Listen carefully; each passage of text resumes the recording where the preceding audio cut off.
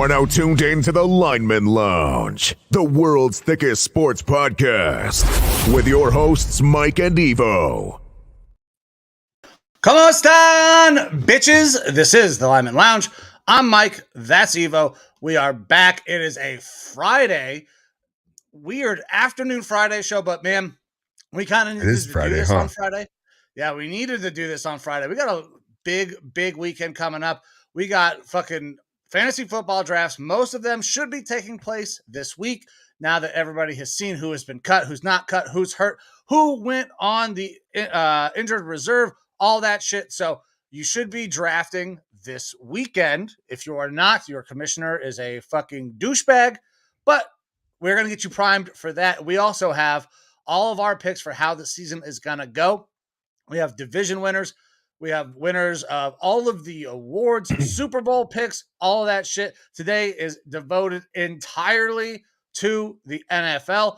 And if anybody hops in, we'll also be taking questions as well. I'm sure there might be some people like our boy Torres who wants to know what we think about the situation going on with Indianapolis and no trade getting done. But man, we have got a very, very busy show. But my man, Evo, bringing you in. Norski Gaming, we see it on your tag there. Tell us about Norski Gaming real quick, because you have been crushing it over the last couple days. Yeah, it's actually not even been 24 hours technically yet, but I mean, I have done some video game streaming on the Norski Gaming channel here and there, but I've basically taken a hiatus for the past month or so with a lot of family trips and things like that going on. But big part of the channel for me was the release of the game Starfield by Bethesda Game Studios. They're one of my favorite game studios ever because of the Elder Scrolls games and the Fallout games and stuff like that. I love them. And I really had a kind of target pointed on, I want to play this game. I want to play it live. I built my new PC around being able to perform for this game. And so it's a big part of my channel, and that game released in early access yesterday. The embargo lifted at 9 a.m. my time. The actual ability for professional streamers, the lucky ones, to be able to start playing it also 9 a.m. my time. And for the lowly guy like me, 5 p.m. my time, I was able to start playing. So I actually played for just over 7 hours last night. And that was rough because A, I haven't had a gaming session like that in a while. B, I'm so used to being in bed by then because I was up, 3:30 in the morning. And then, got up again today and went back at it. So I've been doing a lot of gaming, playing Starfield. After we're done with this show, I'm probably going to take a maybe 30-minute break and be right back on playing again. I am really shooting for trying to get as much as I can in on this long weekend, which is kind of why I said it is Friday, because my weekend is completely messed up. I started playing the game yesterday on Thursday evening because I have a nice 4-day weekend for work, but that really made it feel like it was Friday night. So today right now feels like Saturday. My weekend is completely messed up. Because I've got Starfield, I've got the show that we're doing today, I've got some golfing, I believe, on Sunday. I've got our fantasy draft, and then next weekend, I don't know exactly what's going to happen with the show or where I'm going to be able to even watch football and stuff. I'm probably taking a trip up to Colorado to see RZA, Jizza, the ghost of ODB, Wu-Tang Clan, and run the jails. Yeah, I'm going up there. My girl got us tickets for my birthday a while back, so we're gonna be making a little trip up there. So it is just busy. And then right after that, I'm going on work trips to San Diego and stuff like that. So I can barely keep track of my weekend or this month. So it's been wild. I am stoked to be basically on the internet almost the entire time I'm awake right now. Yeah, out there live.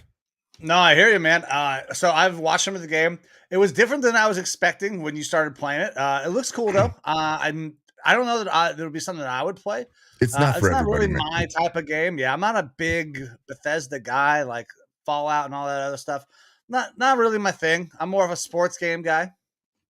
Yeah, so. and I like the sports games too. I have a very diverse set of games that I would play, but I grew up initially playing Tecmo Bowl with my best friend and playing Zelda or Mario, which is more that solo experience RPG type of grindy game. So that's really something that is, tugged at me for a long time. And that's exactly what this game is the super in-depth role-playing simulation, except for you're able to be out in space.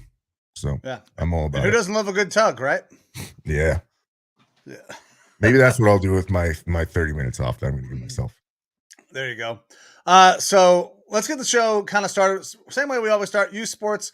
Graydon's team is 0-2. They did play a much better game the last game. They were still slightly outcoached, or because they're still the coverages are still being just completely blown. But listen, they played a much better game. Graydon played a much better game as well, so that was very helpful. He played at right tackle this entire game. They ran behind him basically the entire game. He was a road grader out there, great on offense. Still needs a little bit of work on defense, and now he did get tackle for loss. Had a lot of runs, turned back the opposite direction because he was, filling his gap. But there were times where he had chances to make additional plays. Got to sell out a little bit though. Get down there, get dirty, make a dive, something. Give me a little extra effort. But listen, the team is gonna get better. It's gonna be a slog to start this year, man. Like these guys got a lot of room to grow. But listen, anytime you're seeing improvement, that's good. So you go from getting your dicks kicked in 33-0 to losing a game 23-13. That's an improvement, but they shouldn't be happy with where they're at. They got a lot of work to do. Sure. Hey, you need to have that improvement when you're young. Like having that room for improvement and not having just a head on your shoulders where it's like, oh, we're invincible. That can be a good thing. Now, again, you talked about it before with the coaching situation. I don't know how far, that growth potential will really be realized, but I'm sure that you mentoring Graydon is going to work out great for him. I would certainly hope so. I feel like I have a little bit of knowledge of what it is what I'm doing.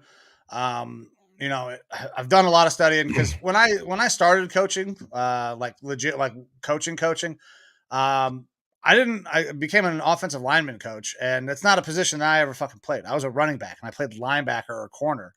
But all of my roommates in college, I roomed with all linemen because I was a fucking running back.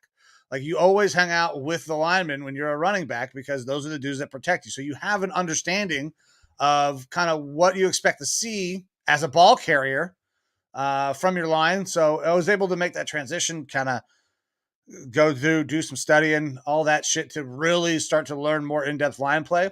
So hopefully that stuff pays off. Hopefully it's working out well. I mean, he's played well. He's performed well so far. So hopefully we'll keep that going.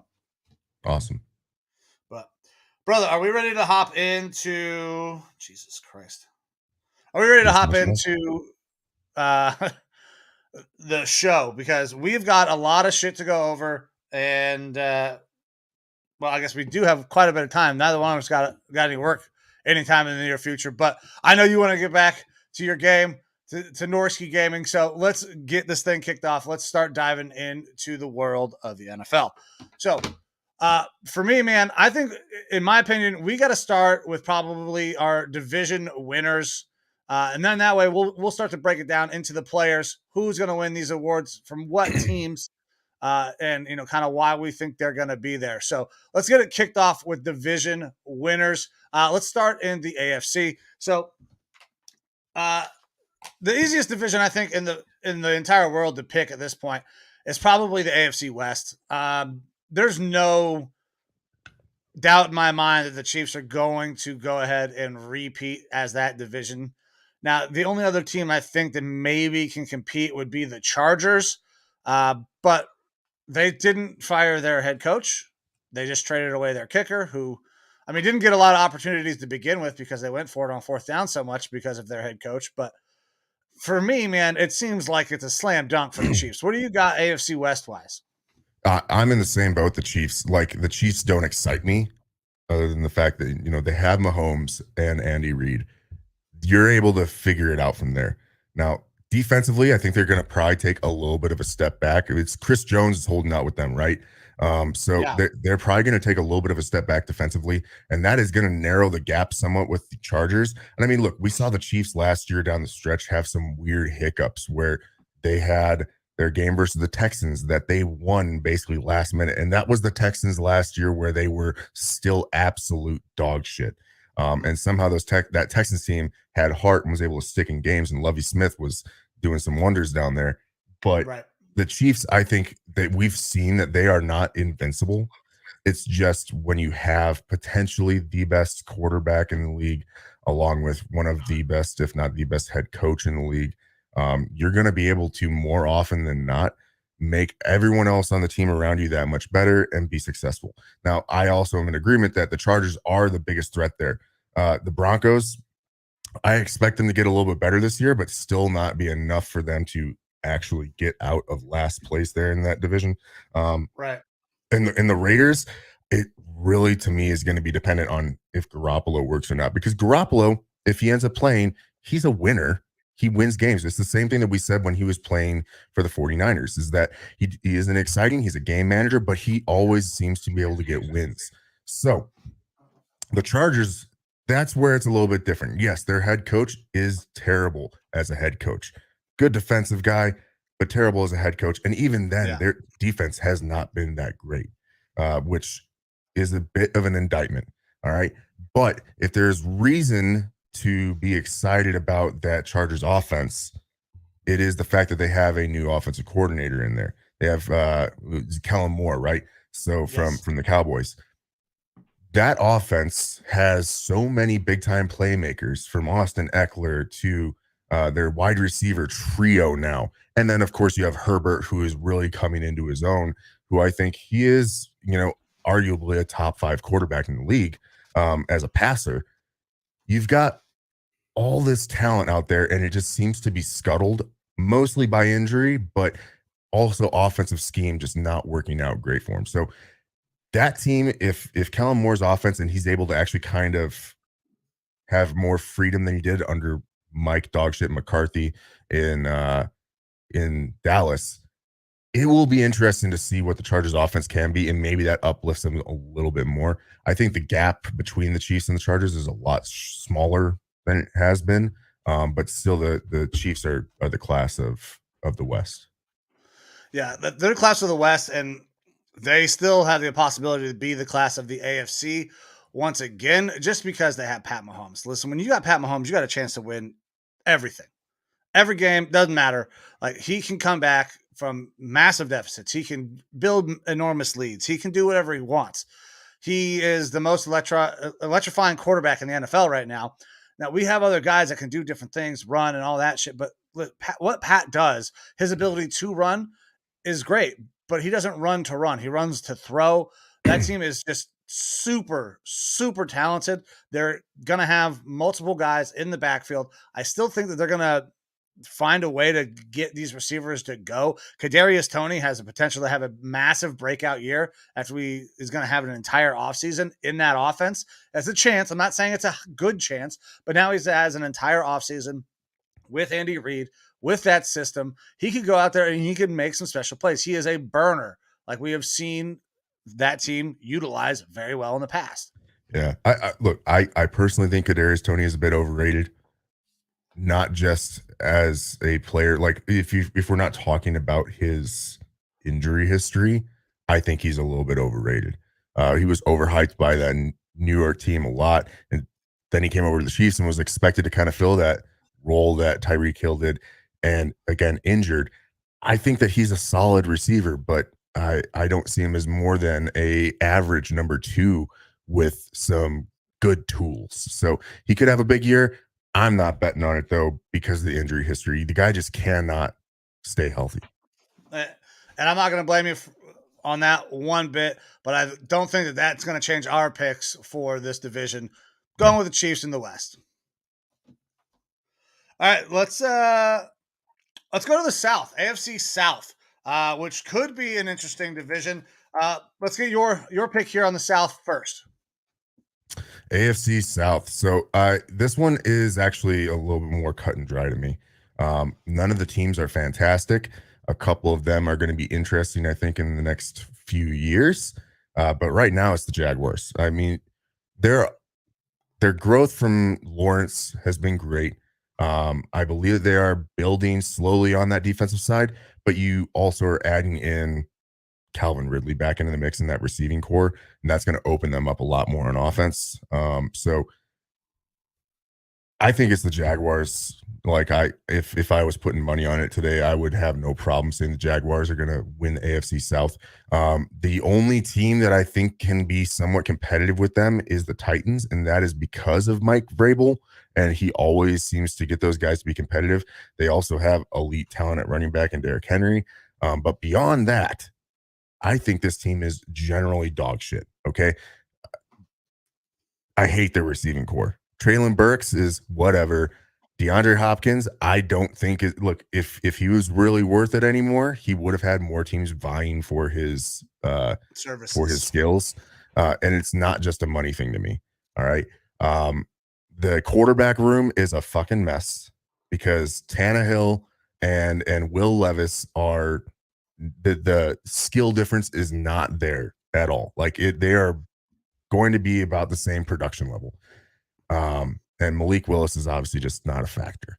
Like, and the defense, like they are I don't know why they aren't being looked at as a hard rebuild team, because the amount of players that they jettisoned without bringing in extra talent, it's very surprising. The one bright spot that you have there in Tennessee to me is that running back room, and not just Derrick Henry, but Tyjae Spears. Tyjae Spears, I think, can be a starter on a lot of teams in the NFL. And he absolutely tore up the preseason running the ball for them. So if Derrick Henry sees injuries again, Tyjae Spears is going to be really good for a fantasy pick. I know it's a little bit of looking into the future of what we're going to talk about, but he's also going to be a very nice change of pace for Derrick Henry. Or if Derrick Henry gets jettisoned from that team, Tyjae Spears has a chance to be an impact player on a team that's going to probably be very much dog shit if they trade Derrick Henry. Yep. But yeah, and here's the thing, man. Oh, go ahead. But I was just going to say that the Texans and the Colts, the other two teams here, they're both interesting because they have rookie quarterback situations. And CJ Stroud and Richardson have had their struggles so far in the preseason, but that's to be expected with the rookie quarterback going into generally a not so great team situation. Now, the Texans, I do like what they've been building there. The Colts, I kind of like some of what they've been building there. They were a better team than the Texans before, but the running back situation there for them, that's a rough one, and definitely worth discussing. Yeah. So for me, the AFC South is going to be run by the Jags for a couple years, I think. Titans had their run. They had a shot. Their window is closed. That window is not opening back up with this group, period. They're done. They should be in a reset. The Jags have a young up-and-coming quarterback. They have a coach that has been there, done that. They have good, young, skilled talent players. I think that they are going to be really, really good. The Colts, I don't know what they're doing. I know that Anthony Richardson is going to have a lot of responsibility. I know that because Jonathan Taylor's not going to be there. So they're going to depend on their dynamic, new, shiny quarterback to come in there and try to make a ton of plays. And I mean a ton. He's going to have to, if they're going to be successful, he's going to be drinking through a fire hose for a while, I would imagine. And then the Texans, like they're an interesting team. They seem like they're going to be fun because of how much youth got injected into this team, new coach, all of that. But they're not there to compete just yet. They're still got a couple years before you're even thinking about competing. So the Jags are the absolute right answer here. I don't know how anybody could pick anything else unless you are expecting that Tannehill has some sort of resurgence and the Titans are just going to be spectacular because of Vrabel and Tannehill. But I don't see it. Yeah. Now, fans of the show will know that I'm a big Anthony Richardson fan, and I want to see him succeed. And that's not to say that I don't want to see CJ Stroud succeed, but I think that over the long run, Richardson will end up being the better quarterback. That being said, I think the Jacksonville Jaguars take the top slot here, and your second place team in this division might be the Texans. Like, I think that they are kind of the favorites for that because, again, I don't know what's happening with the Colts. I think that the Colts probably fall somewhere in the third spot. And that Titans team, I really don't see them going anywhere. And I expect them to get last. Blow it up. Blow it up. It needs to be blown up. And the Texans, I think, have an outside shot of about a 500 record, which is insane to talk about. We haven't talked about that since when your quarterback was their quarterback years ago, and he was actually doing pretty good. So it'll be interesting. The South is definitely getting shaken up. It is still one of the weaker divisions in all of football, though. Oh, yeah, very much so. Very, very much so. Okay, so we will move on to one of the more fun, competitive divisions in all of football, the AFC East. So I'll go ahead and I'll lead this one off. The AFC East, I still think it runs through Buffalo. Like, we can be excited. Jets fans can be excited. Whoever can be like, oh, the Jets are going to be awesome. We got Aaron Rodgers. Listen, Aaron was not 3 MVP in a row fucking Aaron Rodgers. That's not who that man was anymore. Or 2 in a row. However many fucking won. Doesn't matter. He wasn't that same guy last year. Why do we expect that he's going to be that guy now going to the Jets? Are they going to vanilla this offense to make sure that he doesn't make bad decisions? Because he made a lot of bad decisions last year. He forced the ball a lot to guys who thought were excellent playmakers. We've seen in camp that he has forced the ball to Garrett Wilson, who's an excellent playmaker. When you go up against guys who are ones on other teams, that's not going to go great. I don't have a ton of hopes for the Jets. I think the only team that has a chance to compete for this division with the Bills is the Dolphins. And they can do that as long as Tua stays healthy.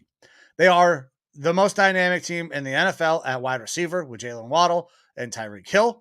They have a very good running back room. They have a potential to add to that, or they were trying to add to that running back room. But that did not happen because the asking price was absolutely asinine. Now, real quick, we're talking Jonathan Taylor here. Now, you heard the asking price for the Dolphins, right? It's Jalen Waddle plus like a first or something like that. Yeah. Or something like that, right? Did you hear the Packers stuff? I did not hear what the Packers had offered. So there's several teams involved trying to get Jonathan Taylor. It has been reported by Adam Schefter that the mystery team was the Green Bay Packers. The Packers offered up A.J. Dillon and a third-round pick for Jonathan Taylor. The Colts responded that they wanted A.J. Dillon, a first-round pick, and Christian Watson. So they don't want to trade Jonathan Taylor. They're just trying to. It's a farce. They're just being assholes. They're seeing if somebody is dumb enough to let themselves be fleeced. Yes. So, going back to Miami, though, they are a very good team. Their offense, especially passing wise, is definitely very scary because of the type of offense that McDaniels runs. I think that this is going, like you said it earlier, it's going to be a very competitive division. I believe Buffalo is probably the class there. I know that a hot pick is going to be the Jets for a lot of people, and that's if you're drinking the Kool-Aid. All right. But in reality, I'll say this. Aaron Rodgers aside, that Jets team last year was very good.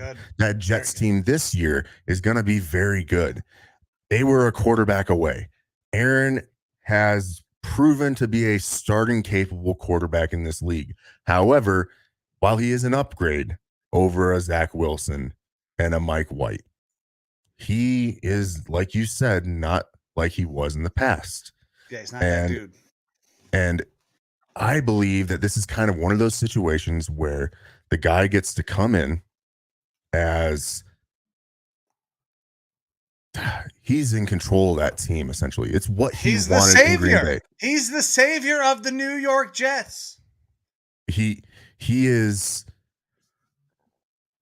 able to control that team however he wants to, control the offense however he wants to. It's what he wanted in Green Bay. He wanted to be the head coach in Green Bay, and they weren't letting him. And so he cried and had a fit about it and pointed the finger and blamed everyone else for the team's failures. But he's not. There's a reason why teams don't let their their quarterbacks be the head coach, and it's because they are too monofocused on themselves. Mm-hmm. Aaron's accuracy is degraded. We are seeing that in camp. We definitely saw it last year. He is going to help that team be better if he can stay healthy. But you don't have guys like Tom Brady where they can just play 20-year careers into their 40s and stuff like that and still be really good and effective. It doesn't happen very often. Aaron is at that cliff, and he has started falling off last year. So if he gets hurt this year, their season's over. If he stays healthy, they're going to be fighting for second place. Yeah, I agree. I don't know how competitive that fight's going to be because I think Miami is still probably. I mean, listen, the Jets were very good last year, right? They won games. They were competitive for the most part when they had Mike White. I don't know how they really were not all that competitive when Zach Wilson was playing. I think they won 2 games when Zach Wilson started. And Mike White was an interesting guy. Aaron is better than Mike White. By how much at this point? I don't think it's that fucking much. I still think that there's places that Mike White could start in the NFL right now. I truly believe that. But I'm not drinking the Kool-Aid on the Jets. I am still drinking the Kool-Aid on the Bills, who have had a ton of fucking offseason turmoil, though. Talks of Diggs wanting to get out of there. They need another weapon. Well, man, I really like the way. Real quick. Yeah, go ahead. I got to jump for a second. I have a very important phone call that I got to make real quick. Yep, Sorry absolutely. Nope.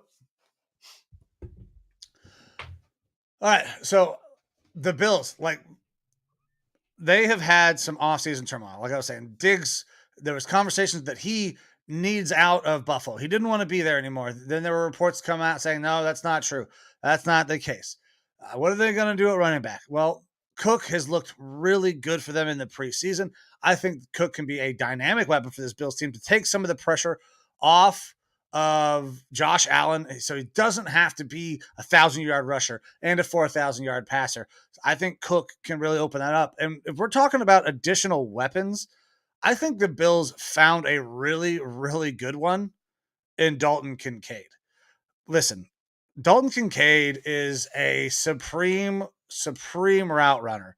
That's one thing that tight ends kind of can struggle with, especially when they make that transition from college to the pro level. That's why you don't typically see tight ends have these fantastic years. Even though that they're supremely athletically talented in college, they have a hard time understanding the nuances and finding cushions in zone defenses and body positioning when they're going up against different guys in man coverage. But Dalton Kincaid is not going to have that problem. Dalton Kincaid is a professional fucking route runner, and he is going to be a massive threat for this team. We could see him lined up all the time in the slot. We could see 2 tight end sets, but Dalton Kincaid is going to be more of a flex type guy. So the Bills have plenty of juice that I don't think that all these conversations that, the window's closed, they're going to have a step back here. I don't know if that's the case. It's not for me, because I can't see them falling off that quick with all the talent that team has. Now, obviously, yes, Josh Allen last year, I was talking about Josh Allen as being the second coming. He was going to win the MVP. They were going to the Super Bowl. I still think all of those things are entirely possible. I'm not off the Josh Allen train in the least bit at this point. He had a down year, but that down year really wasn't that bad. Like, it was pretty good. Let me see if I can pull up Josh's numbers from last year real quick.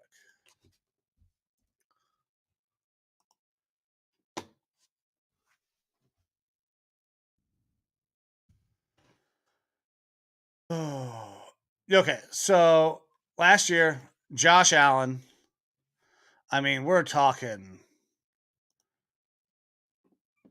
Yeah, sure. The interceptions were up. So 35 touchdowns, 14 interceptions. Now, 14 turnovers, that's a lot. 14 picks is a lot. He's got to be better with the ball. But he threw for 4,200 yards and 35 touchdowns. It's not like Josh Allen had some sort of year where, oh my gosh, this guy's not the dude. That is a banner year for 95% of the quarterbacks in the NFL. So Josh Allen's still the guy. This team has enough weapons. Dalton Kincaid's going to be huge, and so is Cook. They're going to be big factors for this offense. And this defense, kind of where they faltered a little bit last year, was so goddamn hurt. Von Miller goes out. Von Miller is your veteran. He is a leader on that team. He is one of the best pass rushers in the NFL, in NFL history, and you lose him, who is and he's part of a defense that's kind of helping mentor all these young pass rushers you got. So losing him, massive blow. Their secondary was decimated. Jordan Poyer hurt. And that secondary is chock full of dudes who are all Pro Bowl type players, and a lot of them were hurt. The Bills, if they can stay healthy, I think have all the juice that they're going to need to be able to come back and win this division and make a very, very deep run in the playoffs. Ugh.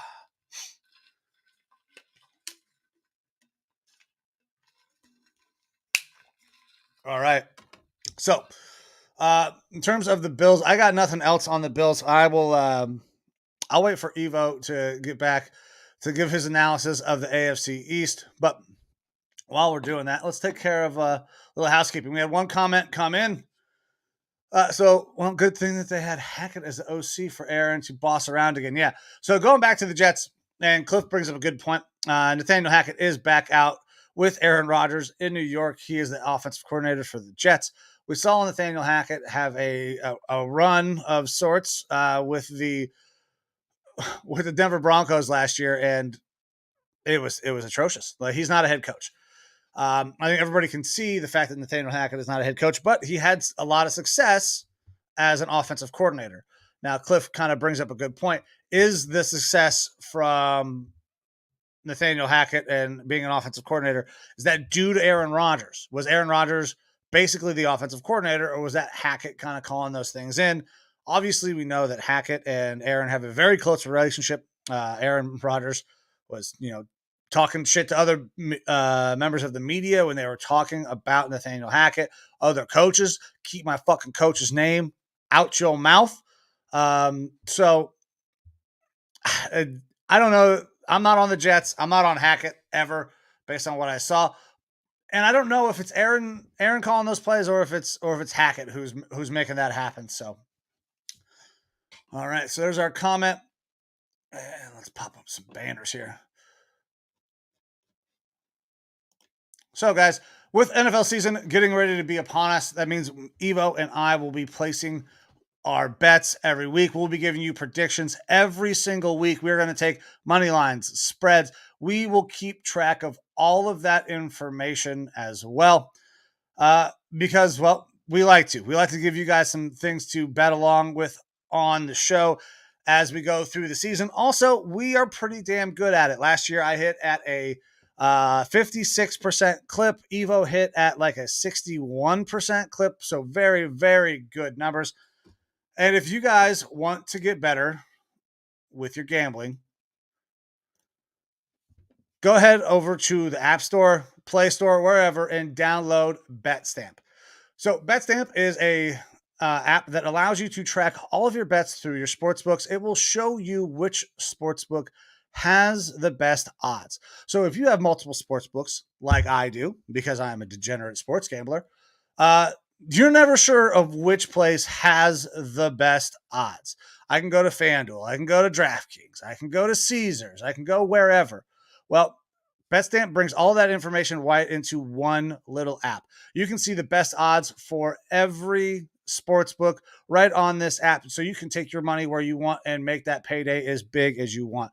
And if you guys go ahead and download BetStamp, make sure you sign up with the promo code MCarlisle. So that is me, but all of that money goes directly back into these shows. We are growing this show. We have The Talk, Evo's Norski Gaming. I have a gaming channel that's getting ready to start here soon as well. And many more things are in the works. So, guys, if you enjoy sports gambling, if you want to be better at it, and you want to get maybe a little leg up on the competition, go ahead over to BetStamp, use that promo code MCarlisle, and let's win some motherfucking money this year.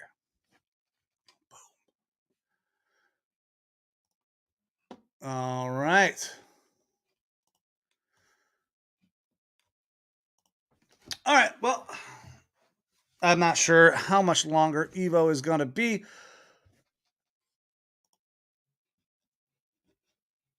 So, gonna hop into.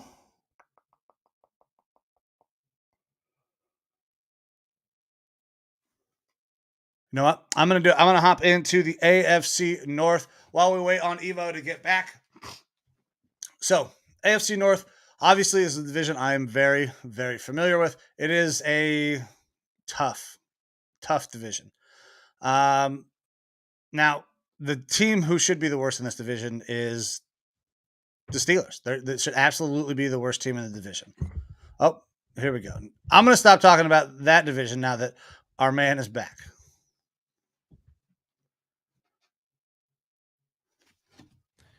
I'm back. All right, brother. So I got all the way through the AFC East. We'll let you go ahead and give your breakdown. We talked about the comment that we got from Cliff on Nathaniel Hackett being the OC for Air and letting him boss him around. Also, boosted up Bet Stamp while you were gone. And I was getting ready to head into the AFC North, but you're back, so I don't got to do that. Awesome. Yeah. Look, for me, it's the Bills. I think that they are not as strong as they were last year. But it's going to be very competitive. You're looking at a bunch of teams that are going to be around the 10 plus win territory with all three of these teams. But I think that the Jets are the ones that are outside looking in. They are the easiest to take down right now, especially with their quarterback situation. Despite what people will think because of Hard Knocks and all the media attention around Aaron Rodgers, that's the New York media cycle. That is Hard Knocks. That is going to boost them up, but they're not as good as they're made out to be. The Bills are still the Bills like they were last year. I think that another year of this offense is just going to make Josh Allen that much better. Hopefully he is a little bit better with his turnovers and stuff, and that'll probably make them the class of the AFC East. Yeah. So I brought up while you were gone, obviously Josh and the turnovers. He had 14 interceptions last year. Not great. But I believe that this team actually has some weapons that we started to see a little bit during preseason and that I kind of want to get your take on.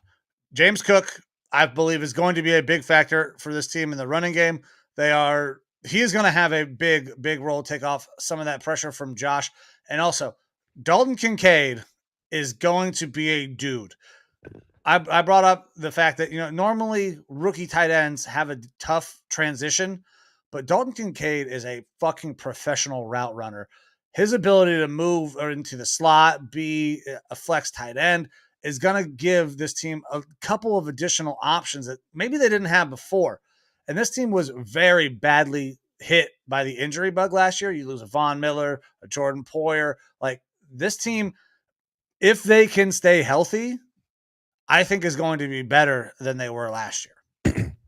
Yeah, I still have questions offensively as far as having enough receiving talent. Andy Isabella, Stephon Diggs, Dawson Knox, and Dalton Kincaid. Hopefully that is enough for them to be able to take that step forward. I'm not completely sold on it. I'm not as bullish on the Bills as I was last year, but I still think that they're good enough to win the East. All right. So let's dive over into the AFC North. So I started, but I'm gonna let you go first because this is the division that I love. My team resides in this division, so I'll get your take first. All righty. So for me, it's the Bengals taking this division. Burrow and that team. I think Burrow is expected to be back here really quick. I think he might be projected to start week 1, but even if he doesn't, I think that this Bengals team is just chocked full of that offensive talent that you need in order to be competitive. Their defense has still been scrappy and really good. So I really like the Bengals here. We are going to see a wild card team come out of the North, though, whether it is Cleveland or Baltimore. And my money would be leaning a little bit more towards Cleveland. Having Lamar back there for the Ravens is going to be a good thing because he is such a dynamic playmaker. He changed that team when he's on the field. But I think we all know that I'm not a huge Lamar fan. I don't think that he is the next best thing since sliced bread because the passing has never really shown up like we would really hope it would. Yeah, they have OBJ there now and stuff like that, but I don't think it's enough to put them over the hump. Whereas your Cleveland team, I think it all kind of centers around the quarterback situation. Again, it's Deshaun Watson. Is he going to be able to return to form to what he was, or is he kind of going to be a middling average quarterback? I don't know. But I do know that you guys have a strong run game, a solid defense. I like what's going to be happening there with that scheme now under your new DC. So I kind of like what's going on there in Cleveland a little bit better as a safer bet for a wild card team. And then beyond that, Pittsburgh Steelers are going to be terrible. Yeah. So that's how I was going to start mine off. The team that should be the worst are the Steelers. They should finish last. They should finish under 500, but they don't do that. So it's always tough to pick against the Steelers. Last year, they fucking go 9-8 somehow when they're a rookie quarterback with baby fucking hands. So there's a chance that they're going to be, 9-8 again this year. They should be probably 6-10, but I don't know that that's going to be the case. The Ravens, I think, they're going to be good as long as Lamar stays healthy. I don't know that their receiver room excites me at all at this point. I don't know that OBJ still has that much left. Like, he was great when he left Cleveland and went over to the Rams. Yeah. But that ACL injury again, same ACL. Like, I feel for him. Like, I don't like injuries. Now, I don't necessarily like OBJ because the way things ended here in Cleveland, but I don't like the fact that he's going to lose a lot of his later career to probably injuries, is what it seems like.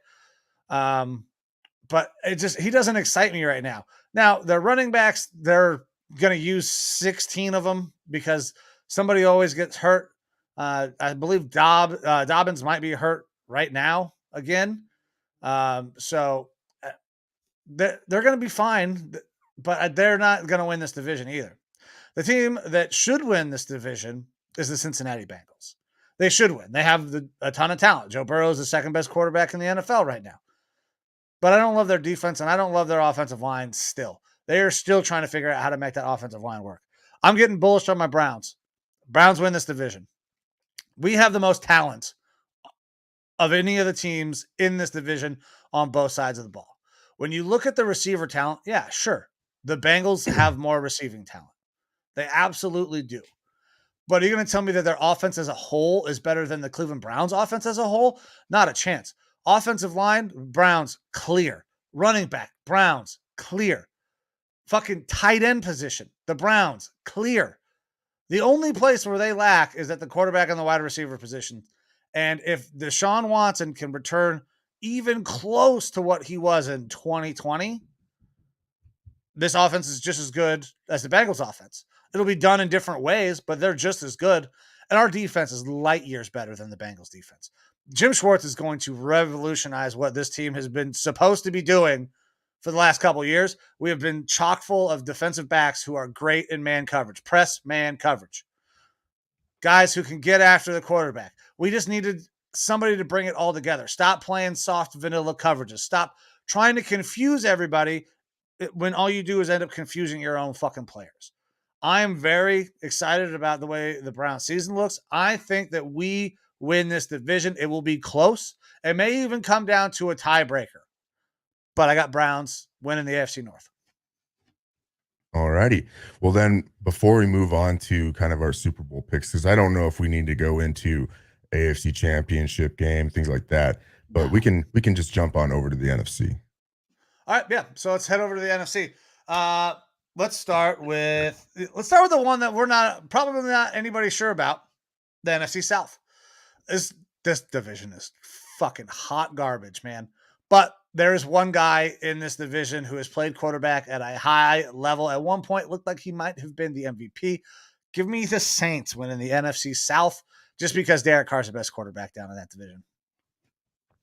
Yeah, the Saints are probably odds-on favorite to win the South.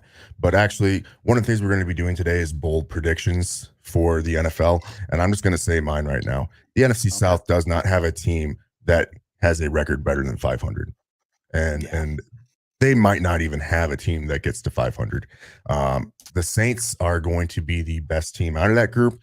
When Kamara is back from his suspension, he will still be an average running back If Michael Thomas is able to stay healthy, he will be an average wide receiver. Chris Olave will be pretty damn good for him. And he's going to have someone that can sling the ball to him now in Derek Carr.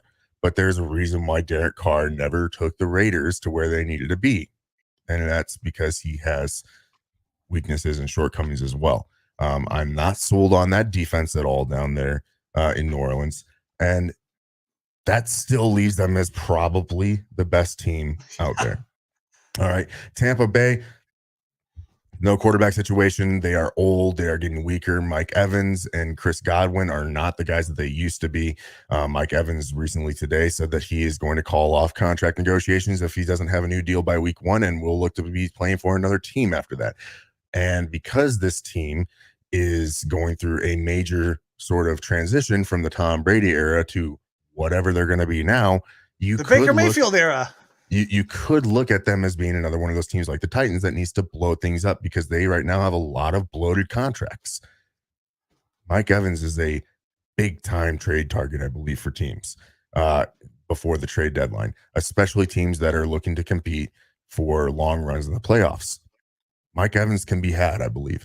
It's going to free up salary for the Bucs. It's going to get them picks, and it's going to help them along with that rebuild. But I really don't like their projection right now. Falcons, they've got a running back.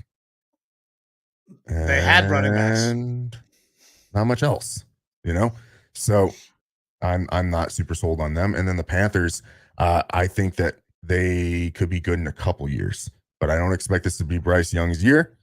And I think that their coaching staff is great and that they've made some decent selections in the draft, but it's not going to all click at once. It's going to take time to gel, mold, and become a good roster and a good team. So I'm not sold on the Panthers being any good either. So with that being said, that leaves the Saints. That's kind of it. Yeah. I don't know how we can pick anybody else but that. Unless, even me, a guy who was a big Baker fan, I can't pick Baker to turn around the Bucs, and I don't see it, man. Maybe we'll see, but not feeling it. Saints for sure. All right, let's go to the NFC East, which I think for me, this was an easy one to pick. This is a slam dunk in my opinion. It's the Eagles. They didn't get any worse. They only got better. They injected youth where they had some age. They lost some coaches. One of them, I don't think, is a net loss, though. Probably addition by subtraction and getting rid of Gannon. They will have somebody else be able to come in there and call that defense, no problem. But the Eagles, they're going to be so fucking good again, man. I don't see any reason not to pick them. I'm not high on the Cowboys. I know a lot of people are high on the Cowboys. I am not at all. So yeah, Eagles in a slam dunk for me. Yeah, they have Sean Desai up there running the defense now, which is addition by subtraction to get rid of Gannon. It is just pure addition, though, in my opinion, bring Desai in. He was a guy that I wanted the Vikings to target if they couldn't get a guy like Brian Flores. So I am a fan of Sean Desai being out there. But that being said, yes, it is as well for me. The Eagles, they are the class of that NFC East. They're one of the best teams in the NFC in general. And I believe they only got better. I do not think that they really lost anything. All right. They had some change up at the running back room, but they have proven consistently they can do it with whoever's back there. All right. Their wide receiver room, still great and added to.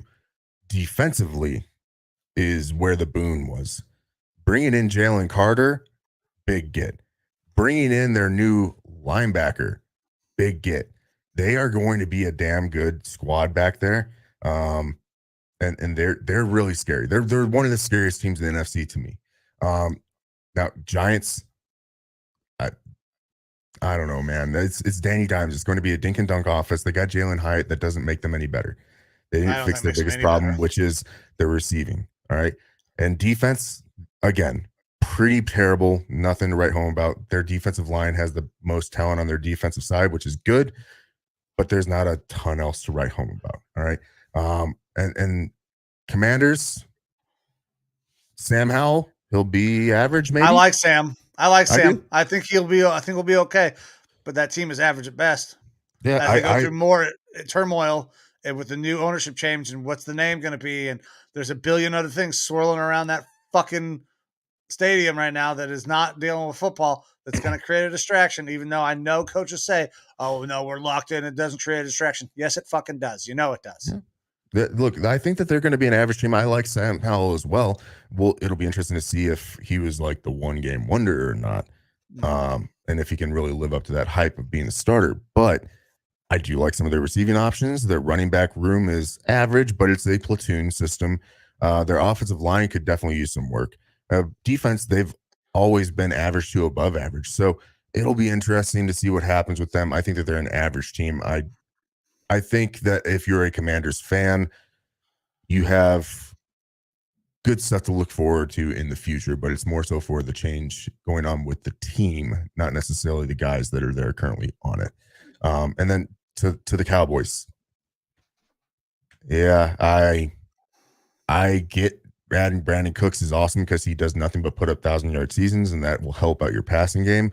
But going to a generally Mike McCarthy run offense, I don't think is a positive. I think in general it's just going to hurt them.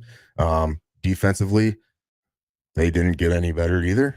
So, yeah, this team, they will be competitive, but I still think that they are going to be easily outclassed by those Eagles. Yeah, I just the Cowboys for me, man. Mike McCarthy he's going to basically run the offense.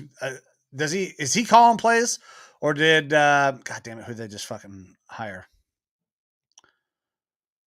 Oh fuck, I don't remember what his name is.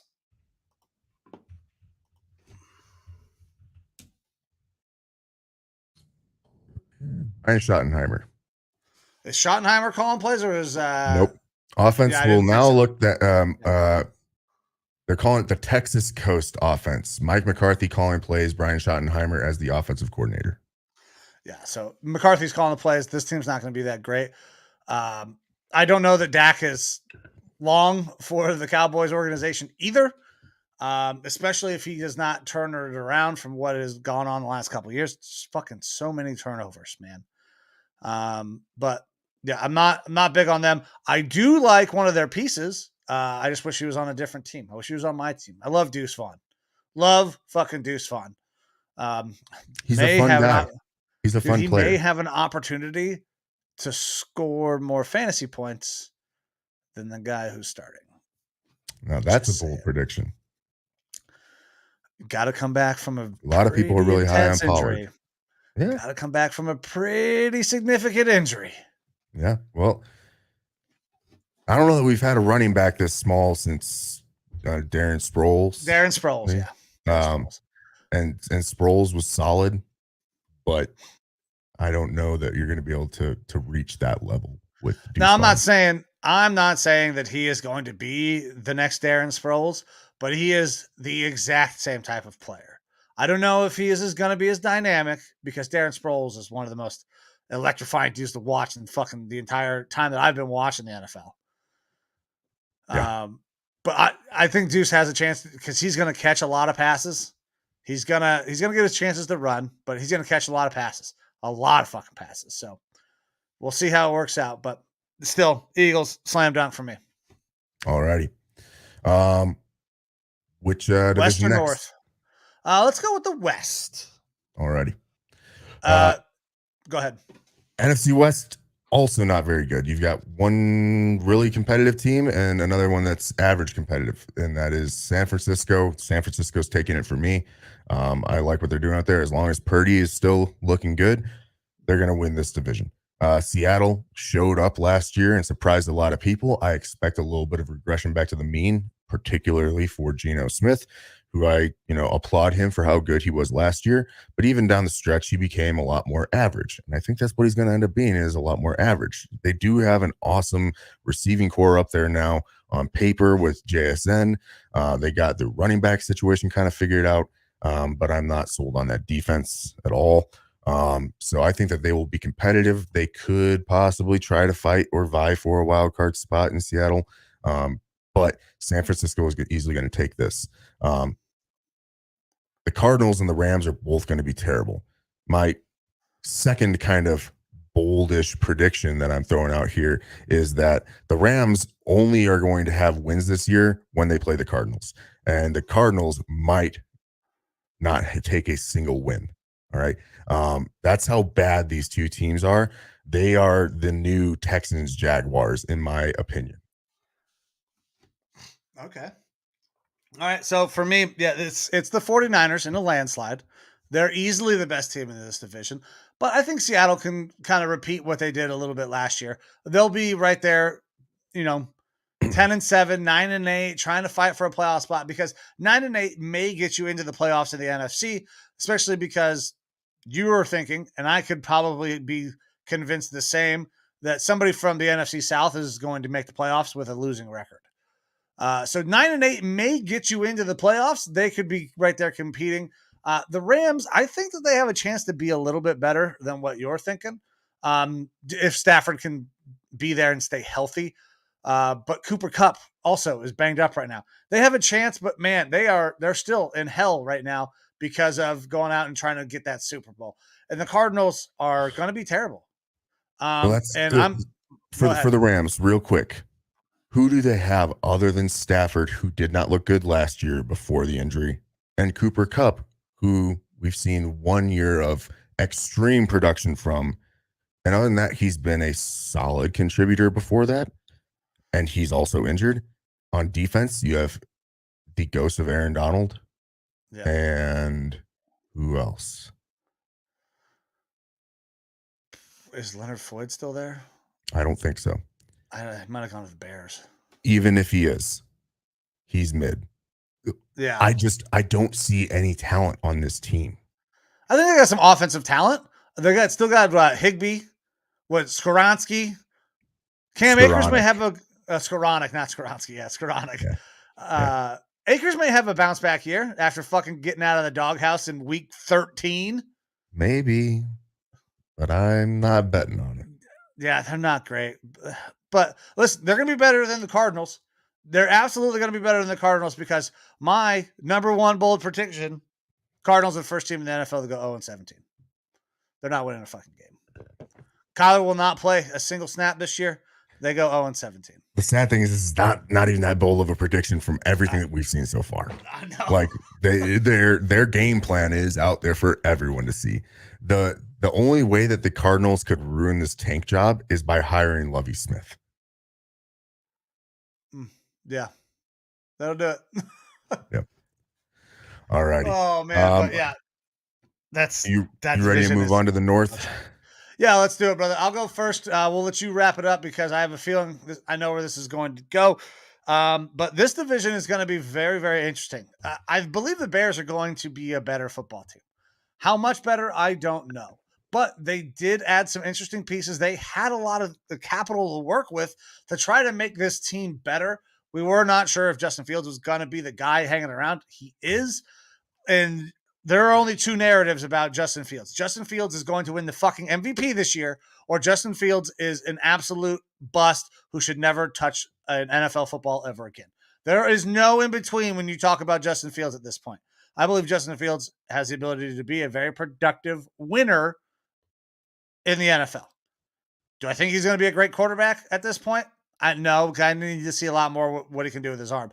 But he can go out there and win you games because he's a fucking dynamic athlete. I think they'll be better. How much? I don't know. The Packers, listen, everything that I saw from Jordan Love, I kind of liked from the preseason. He didn't look terrible. Now, it's a lot different when you get into live games and that these records actually start fucking mattering. But he didn't look terrible. I think they have a chance to be, I guess, decent again, as long as, some of that cancer of Aaron Rodgers is out of there and they can build this team back up. They still have two pretty damn good running backs. I think Christian Watkins can be a pretty good receiver. The defense still needs a lot of goddamn help. I think getting out from Aaron Rodgers helps with that for sure. But they still have some pieces, some holes. They're going to be in a very similar position that they were last year. 8-9, 9-8, kind of fighting there at the end. This division comes down to two teams. It's you and the Lions. And the Lions are going to be very fucking good.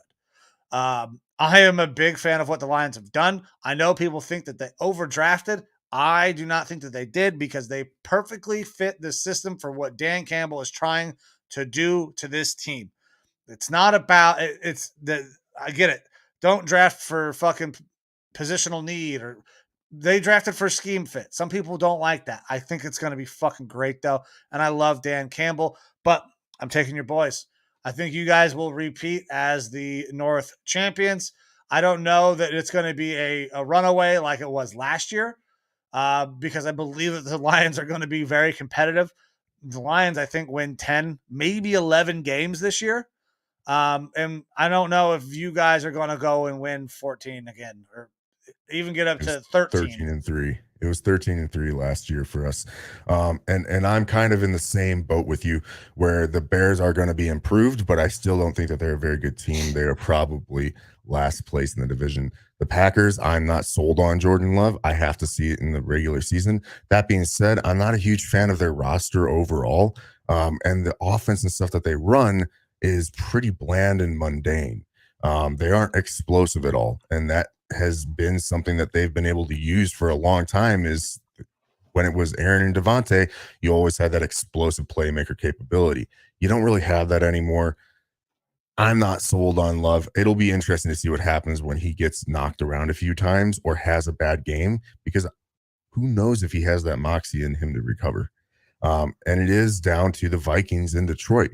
I think that it's going to be very, very close. I think that we will have a wild card team come out of the North, and that it's going to either be the Vikings or Detroit, because these guys are going to be neck and neck the whole way. I have us splitting our series, but they could easily. Detroit is a very scary team. Their offense is super scary, and they got better on defense.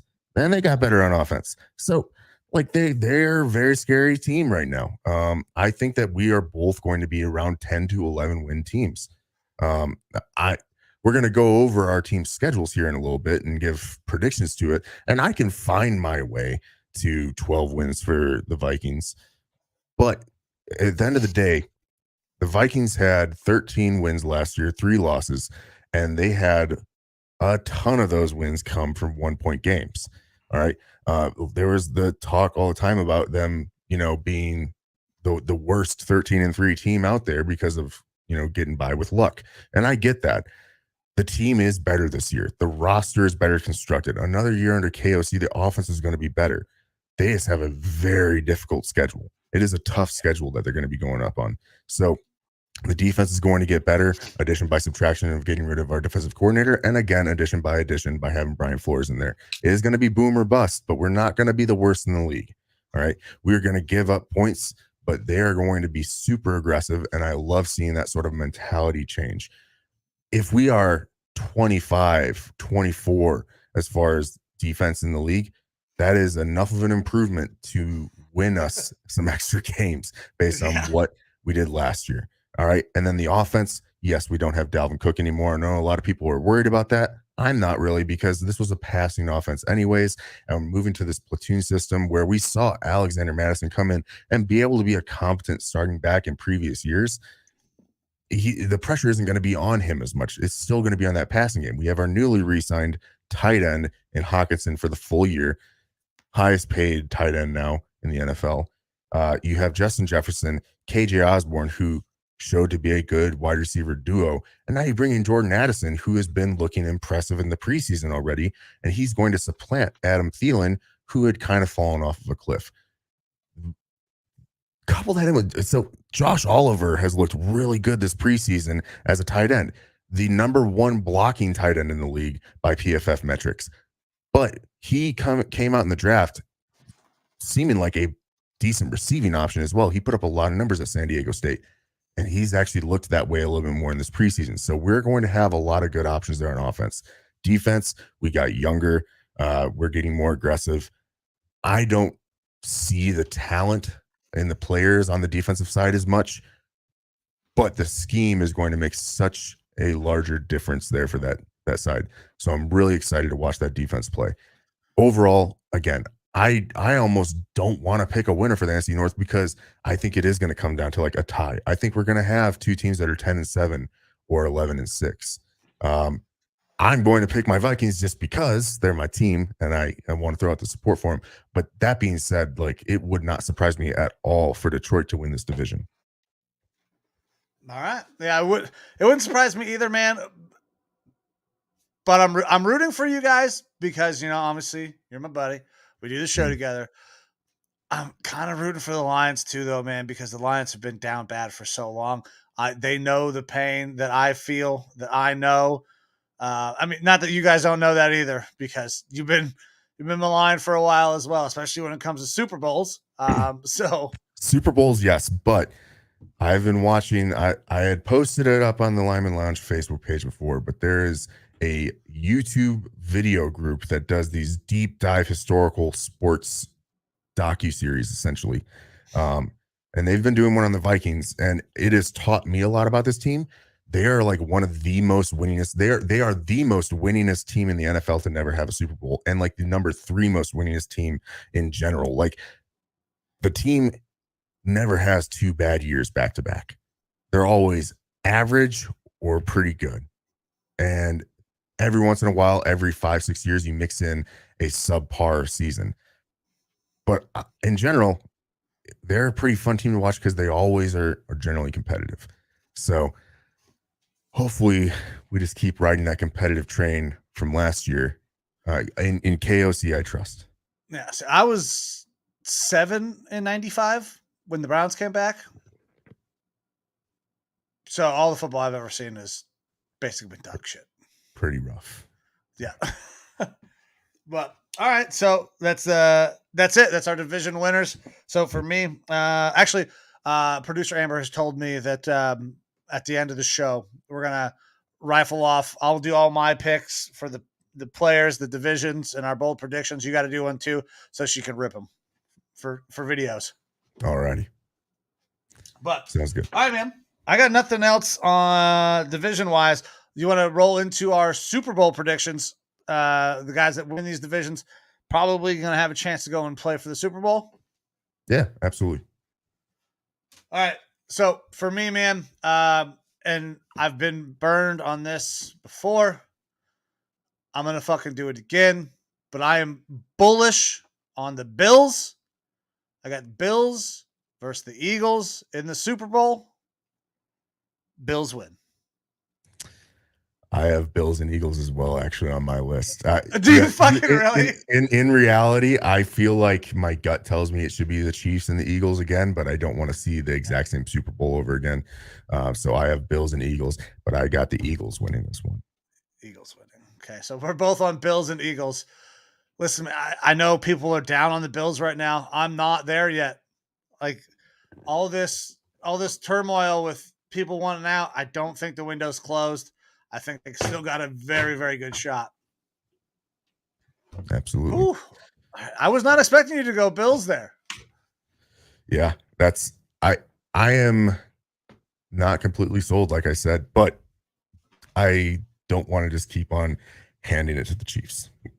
Yeah, no, understood. I mean, the Chiefs are an easy pick. We could have easily just said Chiefs and Eagles and run it back. They're probably the 2 best teams in football still. Yep. But all right.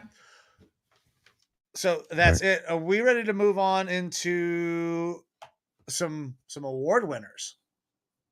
Yeah, let's do it. All right. So we're gonna start off. One of my favorite awards because these guys are always very, very closely tracked. Always the offensive rookie of the year, and we've got some guys who are going to have plenty of opportunities to win this award. Obviously, we have 3. Is it 3? Yeah, 3 rookie starting quarterbacks for sure. Week 1. So that is always a big possibility, but we have a big time running back who should be the lead back down in Atlanta with Bijan Robinson. We've seen running backs win this award a lot. Saquon Barkley was the last one to do it. Just did it a couple years ago. Receivers have had chances to win this awards as well. But for me, man, sticking with the quarterback spot, a guy that I believe is going to have to do so much for his team because they're not going to have a fucking running back. Give me Anthony Richardson winning Offensive Rookie of the Year.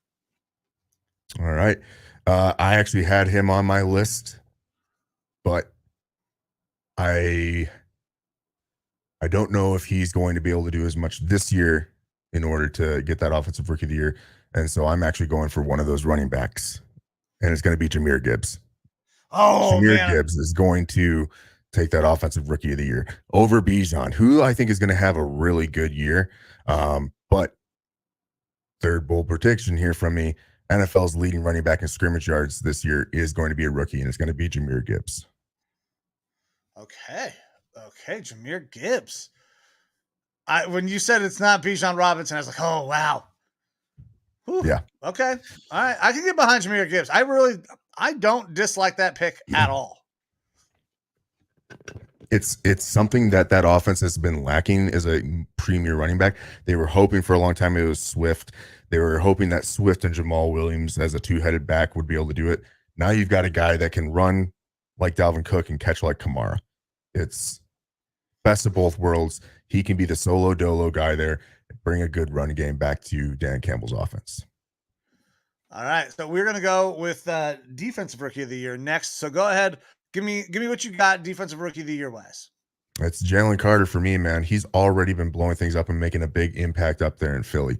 I almost went with Nolan Smith, the Eagles linebacker, as well, because he's looked fantastic in the preseason too. But I'm just going to stick with the easy bet there in Jalen Carter because he has been a stud so far this preseason. Yeah. So Jalen Carter is probably the safe pick, the smart pick. He is so dynamic and talented, but it's really hard as a D tackle, I think, to generate enough excitement to get you a defensive rookie of the year. Nolan Smith, I like. A linebacker getting this award, it can easily be done, but that's not the linebacker that I have picked. I have a linebacker winning this award as well, but it's the linebacker from the Detroit Lions, Jack Campbell. Jack Campbell is going to record 150 fucking tackles. Maybe get some pressures, maybe get some picks. This guy is an absolute tackle machine in the middle of that defense. That can win you a defensive rookie of the year. If you're not generating sacks, you better have a fuckload of tackles or picks.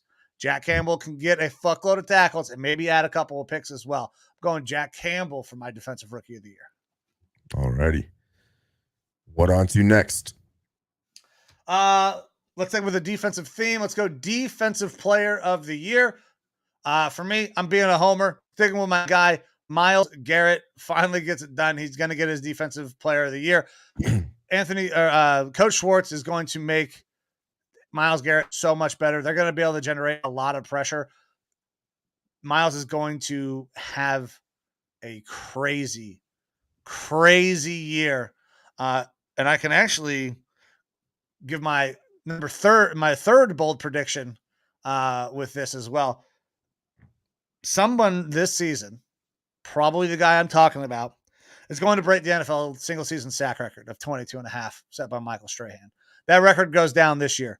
I believe Myles Garrett is the one that gets it done, but with 17 games and how good these pass rushers are, Bosa could be one. Either Bosa brother could get that done. TJ Watt could get that done. Myles Garrett, I believe, is going to get that done. Wins defensive player of the year. All righty. Well, for me, and I could definitely see that. And you've got the guy down in Dallas, you've got Myles Garrett, you've got the Bosas. But for me, it's a guy who I thought honestly could have won the defensive player of the year last year, but he won the defensive rookie of the year last year. Sauce Gardner. To me, Sauce is the man. He's going to be locked down again. They're going to be even more spotlight on him because of the whole Jet situation this year, and that national media attention will help propel him to be that defensive player of the year. Okay, I like that, especially when you consider the market he's in. It's a lot of eyeballs. As long as he continues to do what he did last year, which I don't see any reason why he'd have a regression. The man doesn't give up fucking touchdowns to anybody ever. So, I like that pick. I like that pick a lot. All right, next one, we're going to go offensive player of the year. I'm going to go ahead and let you lead that one off. All right, I'm going to stick with the easy one for me because There's a lot of guys that make sense here, but I'm going with Justin Jefferson. I think Justin Jefferson is going to put up another great year this year. I don't know if it'll be closing in on the 2,000 yards like he was last year, just because the offense is going to be spread out a little bit more with more receivers there for the Vikings. The strength of schedule is very difficult, and teams understand that you have to double and triple cover him a lot. So that is going to take a lot of attention away from him. That being said, I still think that it's just undeniable how damn good he is, and that he will probably be the best receiver again in the league, in my opinion. It's easy to go for a quarterback or something here as well, potentially, but I'm just going to low-hanging fruit stick with Justin Jefferson. Well, and Justin Jefferson won this award last year. This is kind of who I thought I was going to go with for a while, but I decided to get off of that. I changed my pickup. I'm still sticking with a wide receiver, though, a guy that I believe probably could have won this award last year, or at least competed with Justin Jefferson last year for it. If his quarterback would have stayed healthy and not been in concussion protocol every other fucking week, I'm going Tyreek Hill for my offensive player of the year. Well, he put up 1,700 yards last year, over 10 touchdowns, I want to say, with Tua in and out of the lineup and a hodgepodge of other guys. So I'm going to go Tyreek Hill. He's still incredibly dynamic. All the concerns about Tua's arm not being good enough to throw to Tyreek, those were all dispelled last year. They had a great fucking year together. All righty. What next? We're going to go MVP? with so do you want to go comeback player of the year, coach of the year, then finish with the MVP? Sure. All right, comeback player of the year. This one for me, easy, slam dunk, because he's going to fucking play a single game in the NFL. It's Damar Hamlin.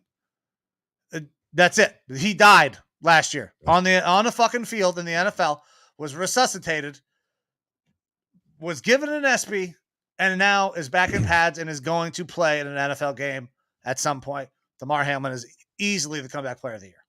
And made the 53 out there in Buffalo. And that is odds-on favorite right now. I'm going to go with Lamar Jackson just because I believe that he's way more impactful. He's going to be getting a lot more of that spotlight and not playing pretty much all last year. He's going to be able to shine a little bit. Again, I don't know that he's going to put up some fantastic, phenomenal year. He still will be a very good fantasy quarterback and a good running quarterback. I'm not sold on the passing game side of it, though. But I think statistically, he'll put up some decent numbers, at least fantasy-wise. All right. So we'll move on to our coach of the year. Evo, who do you got for coach of the year?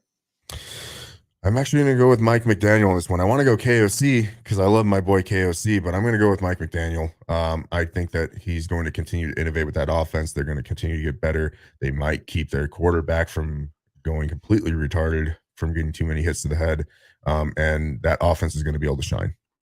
So I think it's a tough one for me. It's a tough, honestly, I'm not like super sold on Mike McDaniel myself, but yeah, that's just what I'm going to go for. So I like Mike McDaniel. I love his interviews. Very good coach. KOC, I mean, if you guys go out and are dominant again, it could be good.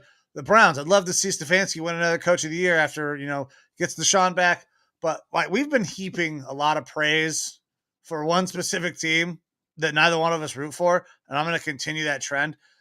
You got one of them getting an offensive rookie. I got a defensive rookie. I think for sure they're getting coach of the year as well. Dan Campbell, if he gets this Lions team into the fucking playoffs, that he's going to win the coach of the year. We're talking about the fucking Detroit Lions, and if they have a 10-win season, 11-win season, and make the playoffs, I don't know how you can't give it to him. Detroit will riot even more than they already do. Alrighty. And I guess that leaves us with the MVP, yeah? MVP. On the count of three, we'll say your name. Ready? All right. 1, 2, 3. Josh Allen. Jalen Hurts. What? Really? Jalen Hurts? Hey, you've got the Bills and the Eagles going to the Super Bowl with the Bills winning. Makes sense. I have them going as well with the Eagles winning. Makes sense. The NFL's Super Bowl champion winning quarterback typically gets the MVP. So it makes sense. Yeah. Listen, Jalen Hurts is totally capable. He proved a lot of doubters wrong last year. He was spectacular. He can absolutely win it. I'm going to ride this pick one more year. Josh Allen is going to he's going to win one at some point in his career. I have got to believe that he's going to find a way to get the big thing done. He's going to win MVP. He's going to win a Super Bowl at some point. He's too talented not to. But yeah, that's what I got. I think that's it for awards. Should be no other awards. And I got one bold prediction left that I have not dropped out there. So what you got? What, one or two left? I got one left. All right. So what's your last bold prediction for the season? This year we are going to have two receivers go over 1,800 yards receiving. One of them will be Justin Jefferson, and the other one will not be Tyreek Hill. It's going to be Jamar Chase. Oh, big year from Jamar Chase, huh? Yeah. I feel okay about the Justin Jefferson getting to 1,800 because I think that he could vie for the 2,000. I just am not sold on it because there is going to be, like I said, spreading the ball around a lot more. But a year behind JJ with everything has generally been Jamar Chase. And that means that this would be Jamar Chase's year to really show up and be really fucking good. So we'll see. Okay. My last bold prediction, Peyton Manning's rookie interception record will be broken this year. I don't know which one it's going to be, but somebody's going to break that fucking record this year. We've got 3 teams that have absolutely no other choices but to play their rookie quarterbacks. I guess the Colts have an option to go to Minshew and still be fairly competitive, but they're all in on Anthony Richardson. One of these guys is going to throw a fuckload of picks. I don't know who it's going to be. It might be Anthony Richardson because he's going to have to do so much, but that's my last bold prediction. Peyton Manning finally gets rid of that goddamn record. Look, like I've said before, I think that Richardson's floor is Justin Fields. I think Richardson's floor this year is Justin Fields' production last year, which made him a darling in fantasy football and gave all these people hope about him somehow turning into a really good quarterback, an MVP quarterback this year, because he is one of those guys in the odds being looked at for MVP or offensive player of the year, which blows me away. That being said, I think Richardson can be Justin Fields as good as him this year. Now, that still might mean that your team is one of the worst in the NFL, like the Bears. So we'll see. Okay. All right. So that's it. That's all I got on my notes here for our season stuff, the picks, the predictions, all of that. Do you got anything else you want to go over before we start talking a little bit about fantasy football? No, sir. I'm good to go. All right. So let me pull this up real quick. All right. So before we do our fantasy football picks, we talked about doing predictions for our season. I'm glad I pulled that up because I forgot. So I'll run through the Browns schedule real quick, give you the record because I got my Browns winning their division. So week 1, Cincinnati at home. Cincinnati's not very good in Cleveland. Browns win that game. Monday night next week at Pittsburgh. Pittsburgh is not very good. We win that game. Tennessee, week 3. Tennessee, not very fucking good at football. We win that game. Week 4, Baltimore. I think that we probably split the season series with Baltimore. This game is at home. Give me my Browns. We start the season 4-0, headed into the bye week. Coming out of the bye week, though, tough game. You love having extra prep going against the 49ers. It's not going to matter, though. The 49ers are really fucking good. I think we dropped that game. That puts us down at 4-1. Next week, though, we get a bounce back. Indianapolis, listen, they're going to be fun to watch. They're going to be dynamic. There's going to be a lot of storylines around this team, but they're maybe not going to be very good at the football. Browns win. Take us up to 5-1. Next week, Seattle. It's at Seattle. This is a tough game traveling across the country. Seattle at home. Late afternoon game. I'm going to give this to Seattle. I don't like that because I believe the Browns are a far better team, but it's going to be tough making that trip. It is always tough to make that trip. So that knocks us down. What the fuck did I have? Is that 5? What? One, That's two, 5-2. 4, 5-2. Okay, so we're going to bounce back the following week and kick the absolute dog shit out of the Arizona Cardinals, taking us to 6-2. Next week after that, we will go to Baltimore. I think Baltimore probably gets us there, dropping us down to 6-3. Steelers, we almost never take the season series from the Steelers. We do that this year. Moves us to 7-3. Week 12 at Denver, another tough place to travel to. I don't know that Denver's going to be really all that good. Take us up to 8-3. Week 13, we got the Rams. They're also probably not going to be very good. Give me 9-3. Week 14, we got the Jags. So this is going to be a tough game, but we do get to play at home. That's very nice, but the Jags are going to be very, very good. I'm going to give this one to the Jags. Takes us down to, was that 9-4? 9-4. Week 17, though, we're going to get the Bears. We have had no issues with Justin Fields. We have played him in the past. We generate a lot of pressure. We're going to win 10-4. Following week, we got the Houston Texans, who could be fairly decent at this point. We're going down to Houston. Obviously, a lot of storylines around, the return in Houston of Deshaun Watson. We're going to win 11-4. Then we get the Jets. This game is going to be awesome. This is going to have playoff implications. The Browns win this game as well, taking us to 12-4.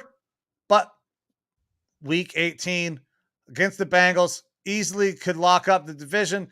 We're not going to do that. We are going to slip this game. We are going to drop to 11-6, but we will get in and win the division on tiebreakers. We go 1-1 against the Bengals, 1-1 against the Ravens, and 2-0 against the Steelers. That gives us a 6-2 division record. I believe that will be the tiebreaker. The Browns go 11-6, win the division. All righty. So I'm going to fly through this one. So just keep track of my wins here. All right.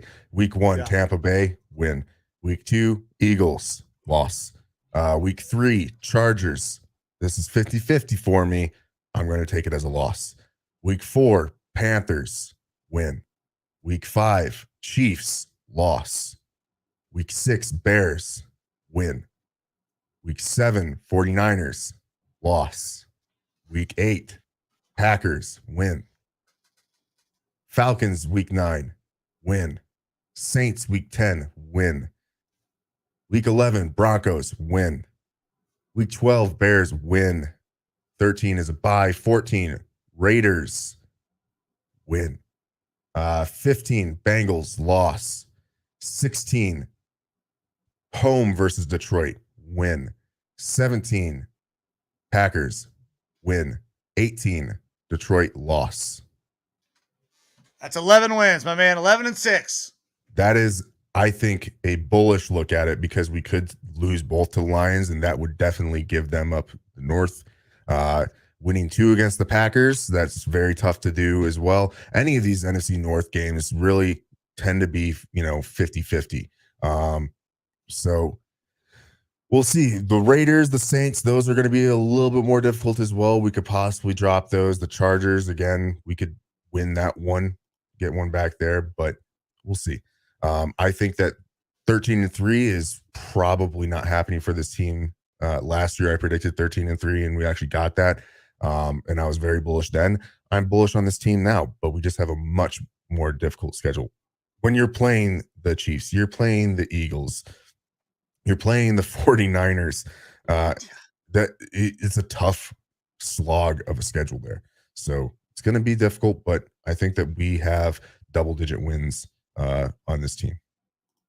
All right. And I have you guys the same way, right around there, that 11-win mark. So, all right, we're there. You ready to slide over and start talking about a little bit of fantasy football? We'll kind of give a position breakdown, guys that we like, guys that are sleepers, guys that we think are busts. So we'll start with the most important position, quarterback. So fantasy quarterbacks that you like, guys that you can see as a sleeper, maybe guys that are going to get drafted high that should not get drafted high. What do you got? I think Aaron Rodgers is going to get drafted higher than he should, even though as of right now he's ADP of around 101. I think that people, when you actually get all the drafts going this weekend and you get those fans who are a little bit more bullish on things, they're going to be taking him higher, higher than guys like a Kirk Cousins, who has put up really good fantasy numbers and has just been consistent and solid. And we haven't seen a dip in his production. We actually saw an increase in his production last year. So Aaron Rodgers, I would fade him a little bit. If you can get him around pick 100 and 120, that might be okay. But again, I'm kind of off of him.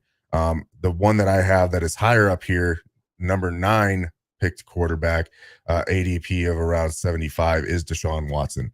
I don't know that he's going to be that good that quick. When you have guys behind him like a Tua and an Anthony Richardson, who is a sleeper pick, really, as a possible Justin Fields type of ascent in the fantasy rankings. I'm not so sure about that one. Okay. All right. So for me, I'm going to go with one guy who's going to get overdrafted, who has the potential to bust, and it's going to be Dak Prescott. I'm not on the Dak train at all. I think he's going to be drafted too high. Dak had abilities before his injury to, extend plays, run a little bit, and get some extra yards and do some extra things, but his turnover rate has been super high, and he is not the same type of athlete. Dak is getting drafted entirely too high. He's coming in as the number 10 quarterback, around number 85 as his average draft position. That is way going to get replaced by Trey Lance mid-year, right? Possibly. But that's a guy that I am not high on at all. So Anthony Richardson, you brought up as a sleeper, a guy that I think isn't like a legit sleeper, guys that, nobody expects much. But Jared Goff is going to lead an explosive offense for this fucking Detroit Lions team. They were explosive last year. Jared Goff is going as the number 17 quarterback, 130 overall. Jared Goff could be a fucking on ESPN. steal. On ESPN, I got him as number 18, going 153 overall. Yeah, so I think Jared Goff could be a steal in the late rounds because that offense, we saw it last year, dynamic. I picked up Jared Goff late in the season last year to use kind of depending on who my matchup was. So Jared Goff could be that dude for me. But I got nothing else on the quarterback. He put up 284 points in average ESPN leagues last year, which is right up there by the top. Yeah. All right. Running backs next? Yeah, let's do the running backs. All right.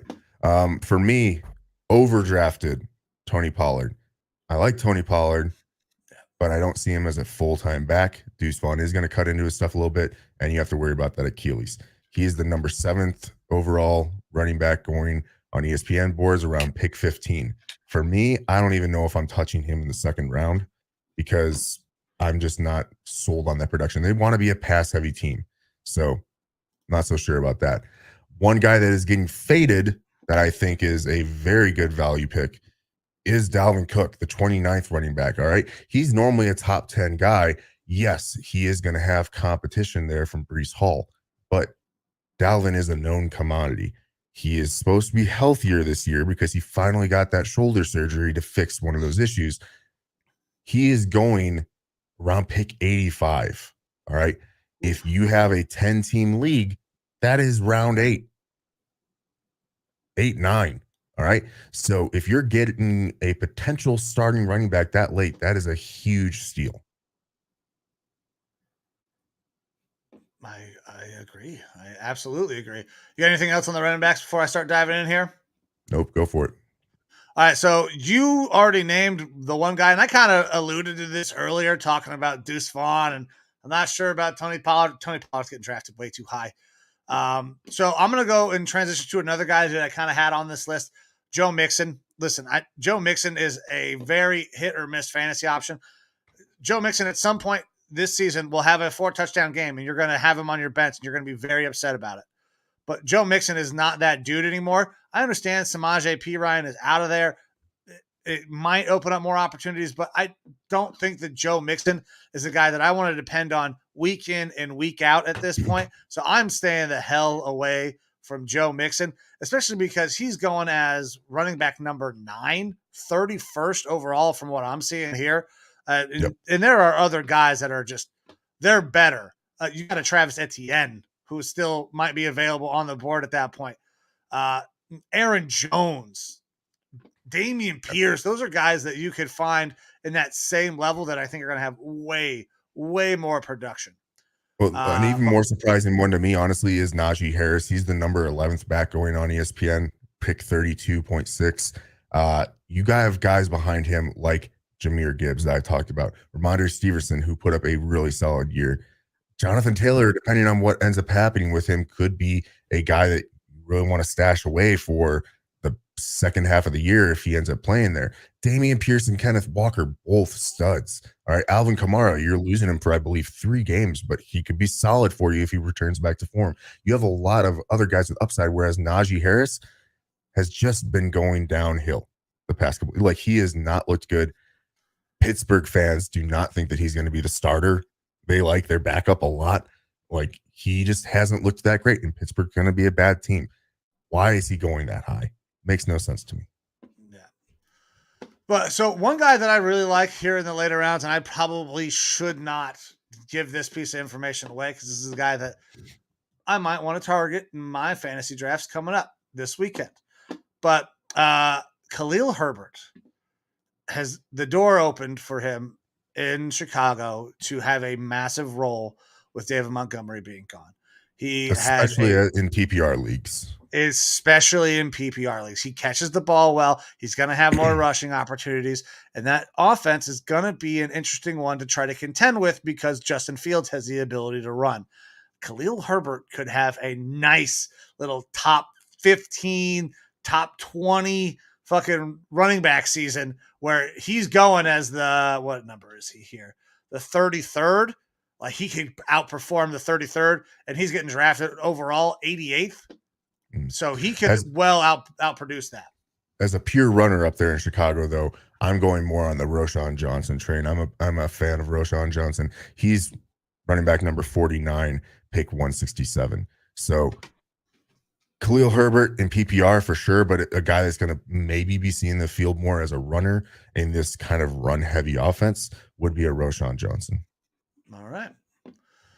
So I got nothing else on the running backs. You wanted to move to wide receiver? Yeah, wide receiver. All right. Jefferson. Draft Justin Jefferson. I mean, he's definitely going in the top 2 to 3 picks, mostly. He should. Let's see. For me, a guy that he's not being faded that much, but Amon-Ra St. Brown going 21st overall as the 10th ranked wide receiver. He has consistently been fantastic in fantasy, and he's only going to be getting better on this more diverse offense. I can see him as a top 5 wide receiver. Cooper Kupp as the number 4 receiver blows me away. Average pick of number 8. I like Cooper Kupp, but you're banking on a lot of past stuff to come true where he was a mid-teen receiver prior to his year where he put up the most yards receiving in the NFL. And for the things that we talked about at the Rams, it's him and Stafford. And Stafford has been going downhill and has been injured. Coop is also injured. He's questionable, re-aggravated his injury. So he's going to be dropping right now in some leagues, but I don't see him as a first-round pick even. And he is going to go in your first round more than likely. Otherwise, let me see here. Who you got? I'm going to look for a sleeper. So for me, I got a guy who is going to be an overdraft, but it's not his fault because this guy is still one of the best wide receivers in the NFL. He just has a guy throwing in the ball that doesn't normally throw for very many yards. Devontae Adams is, getting drafted. 8th overall receiver, 18th off the board. So he's the second round picks. like Devontae Adams is a great name, but I don't think he can even finish in the top 10 of the wide receiver group because Jimmy G is going to be the one throwing the ball, and they're in Vegas, and I do not like their head coach at all. I don't know that this is going to be a good spot for Devontae Adams. Like, I love Devontae Adams. I think he still has a lot of fucking life left in him. He is one of the best receivers in the NFL, but I hate his situation. So to draft him that high is just, it's too much for me. All right, a little update from Joe Rockstar here. NBC Sports Nation, Bosa and the Niners at $4 million per year apart in their contract negotiations during this holdout, man, which that is a lot of money. A rough number. All right. So I guess a sleeper for me, and it's not super deep sleeper by any means, because these are guys that you could potentially still be starting in this range. Pick number 41 or 41st wide receiver taken at around pick 110 is Jordan Addison for the Vikings.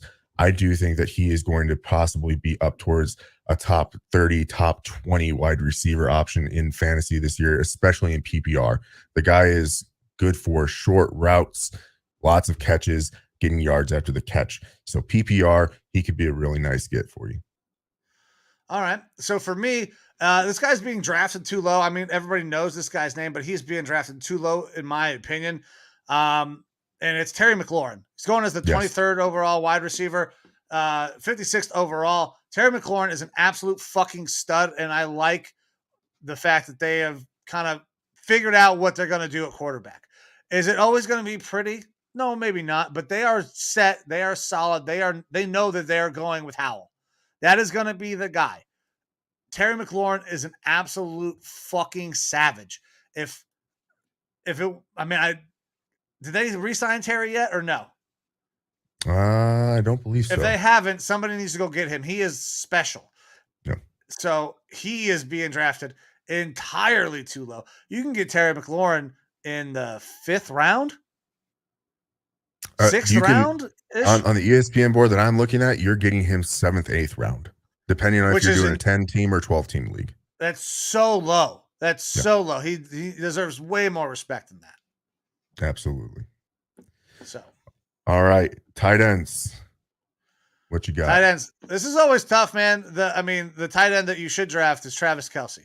If you can get Travis Kelce in the 1st round and all the receivers that you want are off the board, take Travis Kelce. That's what you should do, because Travis Kelce catches just as many passes as a fucking wide receiver, gets just as many yards and just as many touchdowns.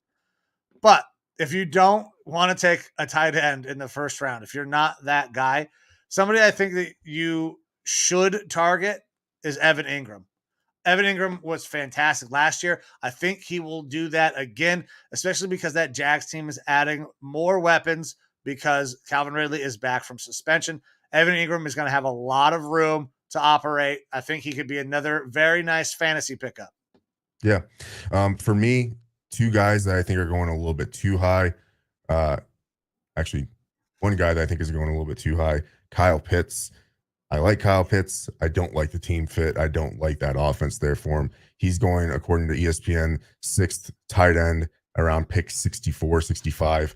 At that point, I'm looking at one of the more better value guys where you might get just as much production from a later person. All right. David Njoku for your team. He is the 10th overall. I was going to bring him up, but round pick 100.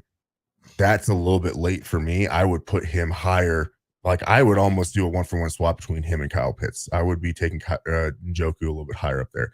But if you're going way further down the board, a very interesting one to me is Sam Laporta. The guy that I've said is like Dallas Clark from the Colts back in the day. He is the main tight end out there in Detroit. And the guy that would have been competing with him, Shane Zylstra, he's out for the year with a leg injury. So it is Laporta's job out there in a pass-heavy offense. Okay. All right. Good volume. Yeah. So there is a guy that I really like that's just way, way down the board, and I don't quite get it. Now, maybe there's some news that I'm not tracking, but Mike Gesicki at tight end number 25 seems awfully low, especially when you're talking about a New England Patriots offense that is very good at utilizing their tight ends. And Gesicki was a really good one for the Dolphins. So I think he could probably have a much better year than his projections, right? Or where his draft position is. He's getting drafted as the number 25 tight end. And I mean, listen, nothing against these rookie tight ends. I believe that, Dalton Kincaid could have a good year, but rookie tight ends typically do not transition to the NFL incredibly simply. It's not just a one-for-one swap. Like we saw Kyle Pitts, who's amazing. He didn't come out gangbusters. So all these rookies above a guy who's been in the league, unless there's some news that I'm not tracking, Mike Gesicki's not being drafted high enough. I think the only news really surrounding that is that the Patriots suck. They dropped all their quarterbacks except for Mac Jones. And yes, they've brought a couple of them back to the practice squad. But let's be real. That ain't a pass-heavy offense. It's not a passing threat sort of offense that scares you at all. Gesicki is a little bit more of a deeper receiving tight end. And I don't know if Mac Jones is going to be able to make as much use of that as was done in Miami with Tua. So maybe that's why he's a little bit further down the board, just because of the lack of volume that he would be seeing. I still think Hunter Henry is going to be just as productive up there in New England, possibly even more productive, and Hunter is a couple rounds later as far as tight ends are concerned. All right. I got nothing else on tight ends, brother. You good? Yep. All right. Defenses. Yeah, let's talk defenses because I'm very excited to talk about defenses. I'm just going to say it right now. If you're drafting in the leagues that I'm drafting in, I'm absolutely trying to get the Cleveland Browns defense. They're the number 16 defense. They are going to be so much fucking better than that. Not even fucking close. They're going to be so much better than that. The Browns are being drafted. Where are you looking at your ratings? Fantasy Pro. Okay, because on ESPN they're the 8th ranked. So so I've got ESPN they're 8th, Yahoo they're 15th, and there's some other ones that are on here as well. I got one that says they're 20th or 107 or 17th. So it's got an aggregate of different places. Yeah, the surprising one for me on ESPN is the Eagles. The Eagles are the 10th defense out there, pick 146 average. I don't know why. Recency bias to like the Super Bowl. 3. Recency bias to the Super Bowl. They got their asses kicked and their defense was the problem in the Super Bowl. Maybe, but I still see them as a top 3 defense potentially. So that's an interesting one to me. Yeah. Any defenses on here that are getting drafted entirely too high? Steelers. They have TJ Watt and an okay defense otherwise, but not a scary defense. ESPN has them as the 2nd defense going around pick 102. Doesn't make sense to me. Yeah, I don't get that either. The Steelers, I absolutely agree. They are going too high. The Cowboys are number 5. Yeah, I was going to say the Cowboys. The Cowboys feel like they're being drafted entirely too high. Once again, the Cowboys defense, they will get a lot of turnovers. They'll get a lot of sacks, but they're also going to give them a fuckload of yards and points. Now, the yards doesn't matter depending on what type of fantasy league you play in. But the points absolutely do matter. So they're way too high. But I got nothing else defensive wise. All right. And I don't know that it's really necessary for us to go over kickers here. Kickers, draft Justin Tucker. If you can draft Justin Tucker, draft him. If you draft Justin Tucker, you probably overdrafted Justin Tucker, though. Just to be clear. If you aren't taking a kicker with like your last pick, then pick. Yeah. You can not draft a kicker and be all right. Because you'll find a guy on the waiver each week that you can go with. Yeah. We don't need to go over the kickers, even though there's some interesting names in there. Sure. Brett Maher, free agent, number 10 on ESPN. What? Oh yeah. He was just released. But still. Figure it out, ESPN. That's why you don't have your drafts before cutdown day. Exactly. That's exactly why you don't do it. That's why we have this show now. The 10th selected kicker, round average pick 163, not on a team anymore. So, yeah. Yep. That's why you wait, guys. And if your commissioner's not waiting, tell him he's a dick. Yeah. But all right, dude, buddy. I have nothing else in terms of football or any of that stuff. So yeah, you got anything? So just you said Amber wants us to run through our predictions and picks again real quick here. for a little clip. Yeah. So go ahead and you got yours? Yep, I'm ready to go. So Go ahead, brother. for me, 2023 NFL season, Offensive Player of the Year will be Justin Jefferson. Defensive Player of the Year, Sauce Gardner. Offensive Rookie of the Year, Jahmyr Gibbs. Defensive Rookie of the Year, Jalen Carter. MVP, well, Super Bowl is going to be Philly and Buffalo, and I have Philly taking it, so Hurts will be your MVP. Your Coach of the Year, Mike McDaniel, but I do like what you said there about Dan Campbell. I kind of want to lean towards that. And Comeback Player of the Year, probably going to be DeMar Hamlin, but I've got Lamar Jackson for this one. My bold predictions, though, we're going to have 2 receivers over 1,800 yards this year. I think it'll be Justin Jefferson and Jamar Chase. The NFL's leading running back in scrimmage yards is going to be not Christian McCaffrey, not Austin Eckler. It is going to be a rookie, and it's going to be Jahmyr Gibbs.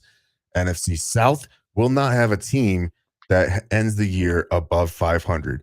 More than likely, they're all going to have losing records. And the Rams are only going to get their wins this year, and they'll get 2 wins against the Cardinals. The rest are going to be losses. All right. So that's Evo's 2023 season. So my NFL 2023 season, the Offensive Rookie of the Year, it's going to be Anthony Richardson. Defensive Rookie of the Year, Jack Campbell. I love this kid. I cannot wait to see him play. Defensive Rookie of the Year is going to be Jack Campbell. Defensive Player of the Year is going to be Myles Garrett. He is going to have a fantastic year. Offensive Player of the Year, I got Tyreek Hill. MVP for me, Josh Allen, because in my Super Bowl predictions, I got the Bills taking on the Eagles. The Bills win, so that's why Josh gets the Super Bowl or the MVP for me. Comeback Player of the Year, DeMar Hamlin. Coach of the Year, Dan Campbell. My division winners, I got the Bills, Browns, Jags, Chiefs on the AFC side. On the NFC side, Eagles, Vikings, Saints, 49ers. And my bold predictions, Cardinals, going to be the first team in NFL history to go 0-17. My second bold prediction, Peyton Manning's rookie interception record will be broken this season. And my third bold prediction, season sack record goes down 22.5. That gets broken this year. And I'm picking Myles Garrett to do it. That's how he wins his Defensive Player of the Year. All righty. Boom. Well, that about wraps it up then, huh? That will do it. Evo, thanks, brother. I appreciate you being here. I know that you got more shit to do. Busy weekend for you. We're going to hop back over on Norski Gaming. So I appreciate it doing a Friday show in the afternoon. Hopefully the people enjoyed it. Give them a little primer for their season and their fantasy football drafts that are coming up this weekend. All righty. But yeah, that wraps it up, man. That's about it. That'll do it. Guys, we appreciate you. We're going to get the fuck out of here. But this is the Lineman Lounge. I'm Mike. That's Evo. If you want to interact with the show, go to Facebook, go to Twitter, Instagram, all of the social medias. We are there. If you want to watch this show or any show that we produce, go head over to our YouTube.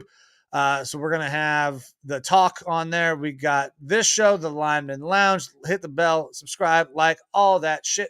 If you want to listen to our beautiful voices and not watch us, head over to any podcast platform that you where you can listen to any podcast, and we are going to be on there.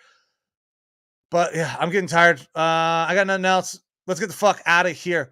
Guys, we appreciate you. We love you. Anytime you spend time with us, that's the most that you can do for us. Thanks. We'll be back next week. See you.